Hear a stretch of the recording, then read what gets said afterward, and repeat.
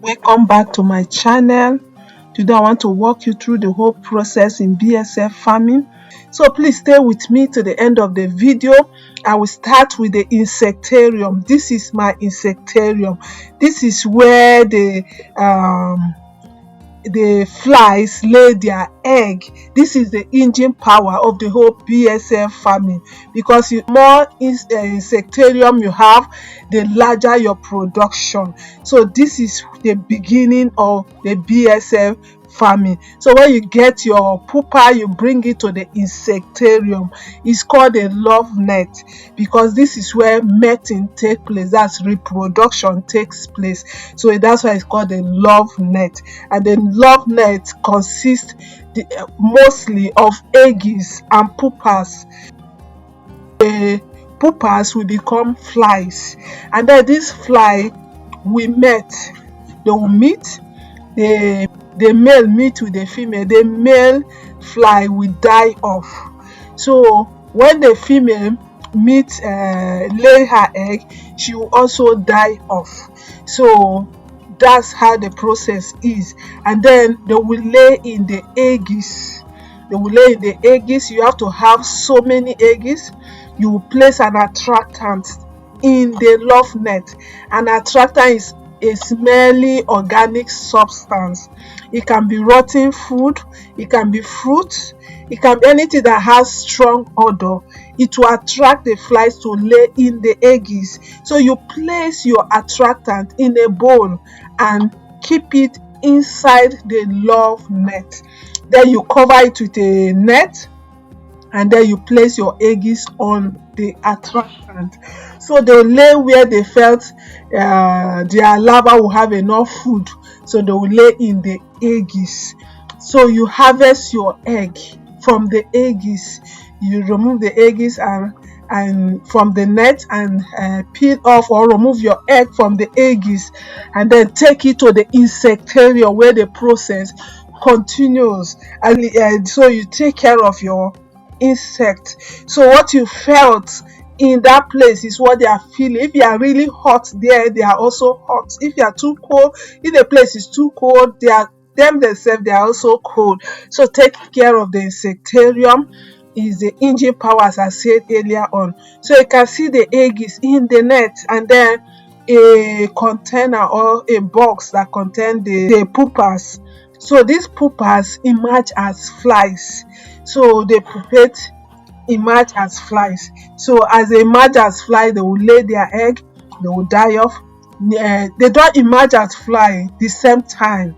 So it's a process.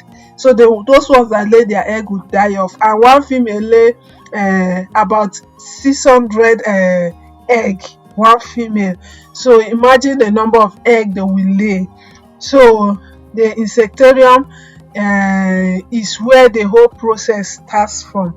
So you harvest your egg regularly, and then take it to the larvarium, where you take care of this egg, incubate them, and then they will become larvae. You feed your larvae till you harvest and feed your livestock, or you continue the process, allow the larvae to become pupas, and bring them back to the net. So take care of your insectarium. That's where the whole process heavily rests on.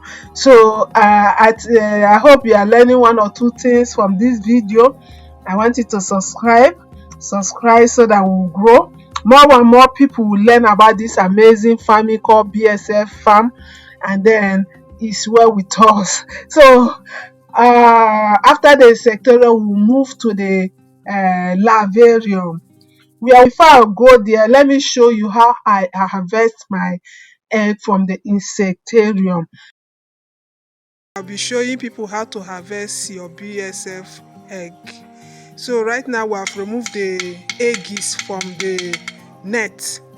So many eggs. So this is just from one net.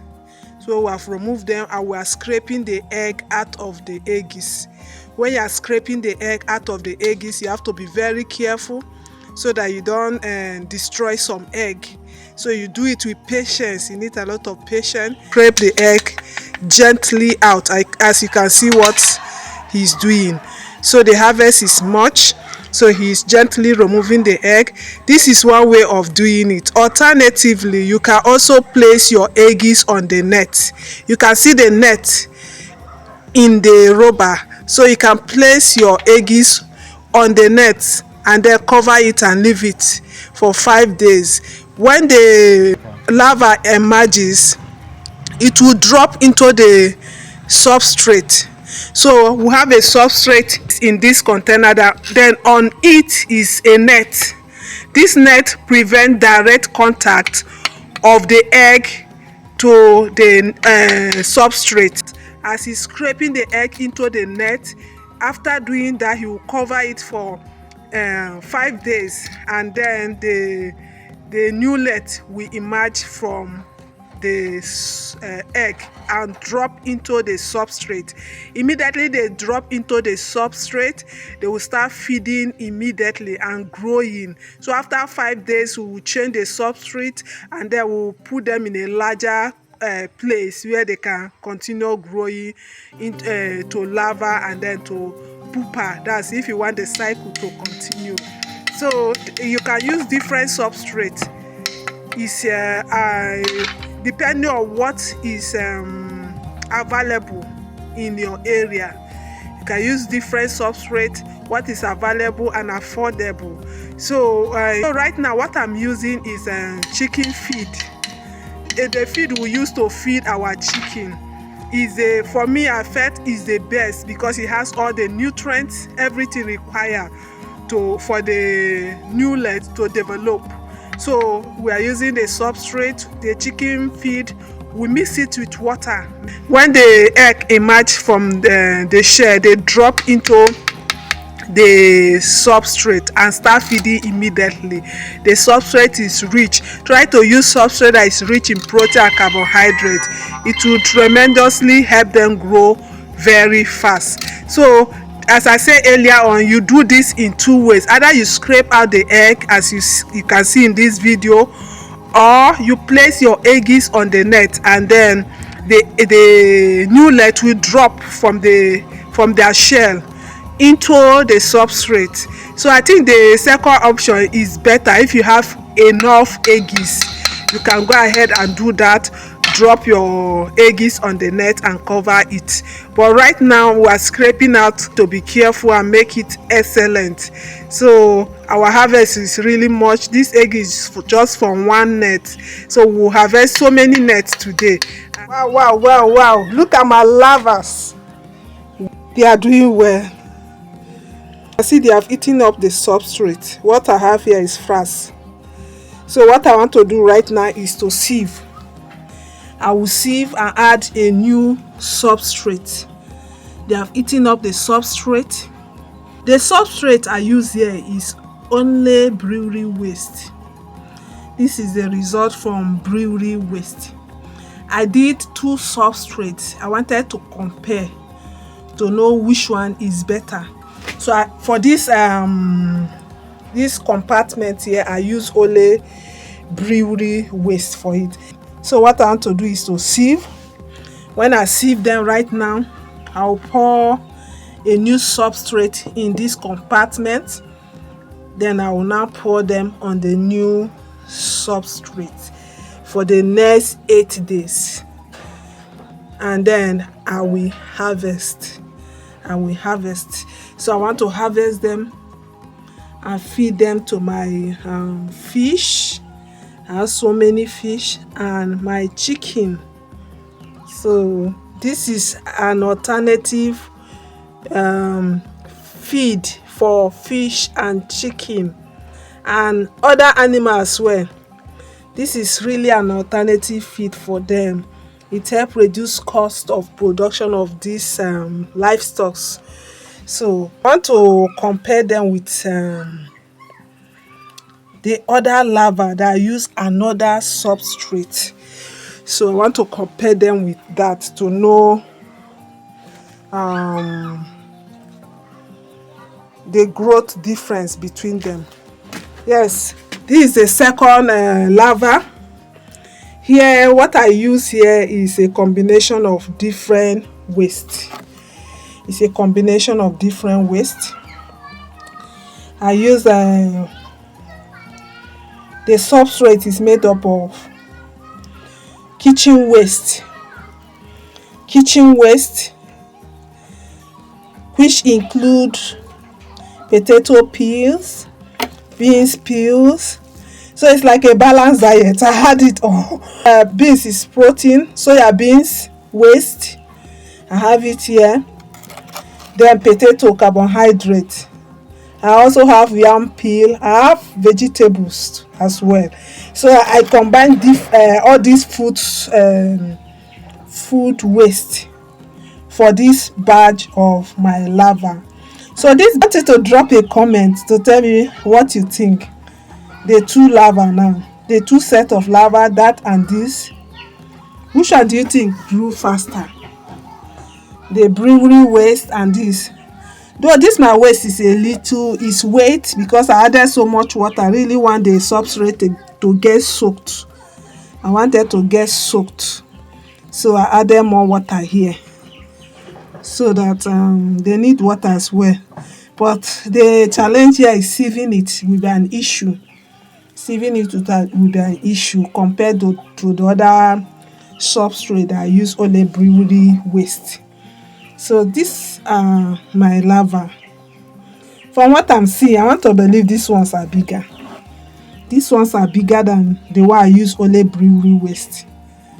This one that I use food waste, combination of different food waste. I want to believe they are bigger than just the brewery waste. So in my next the next set, I'm planning to mix the brewery waste and the food waste so that we'll see the result as well. So these are my larvae. They burrow, so they are hiding under. These are my larvae. I will try and sieve. Then I'll pour a new substrate here, and then I'll pour them on top the new substrate. This is how you sieve your. So you get something like this. This is a sieve. You get something like this. You can see that the frass can easily pass through the sieve. So use something like this to sieve. So as you are sieving, the frass is dropping down. So the reason for sieving is that you want to change the substrate. This one is already eaten. What is left there is frass. So you want to put a new substrate for them. That's the reason you are sieving, so that you add a new substrate. The more you add new substrate to them, the faster they grow. So if you leave them in this one, they won't grow fast because there is no nutrient here. They've eaten the nutrient in the substrate that you added. So this is how you sieve. You can see them. This is 10 days old larva. So this is how you sieve. And then this is how I will sieve all the larva. So I'm sieving this one right now. It's a pretty easy process, especially if the substrate is dry. You can see it's dry. But if it's wet, that's where it's difficult to sieve. But try to make your substrate, add just little water to your substrate to make it to ensure that it's dry enough before using it for your larva. So this is, you can see this. I've seen this one. What you have here is the larva, 10 days old larva. I've removed the substrate. So this is how you sieve till you sieve the whole. So do not throw away your frass. Use it for farming activity. Not wasted. It can be used for farming. You can package and sell it to farmers. They will use it as organic manure. But if you have a farm, you can use it in your backyard farm. You can use it to cultivate your vegetable, your fruit and other crops. So it's also nutritious for plants. is our substrate. You add a little water and mix it up. You can see how the substrate look like.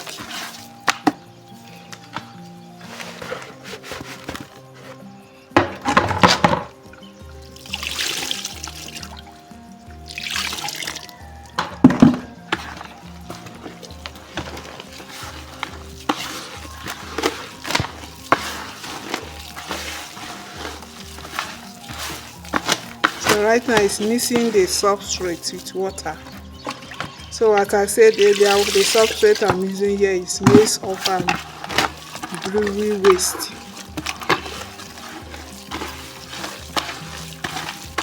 I'm mixing it properly, and then right now is adding it to the container.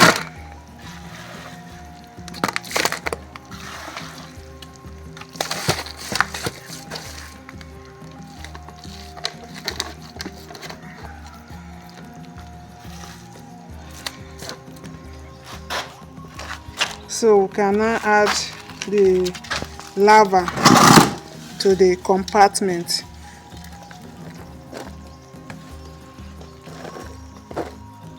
Immediately they enter the substrate, they will start burrowing in. They will eat up this substrate in 3 days time, and you'll be left with a black substance called frass.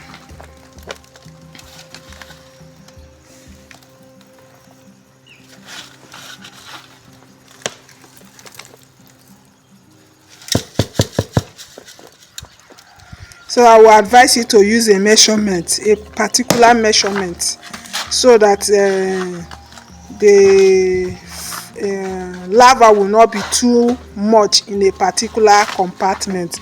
So you can use a measurement to know, to be more accurate.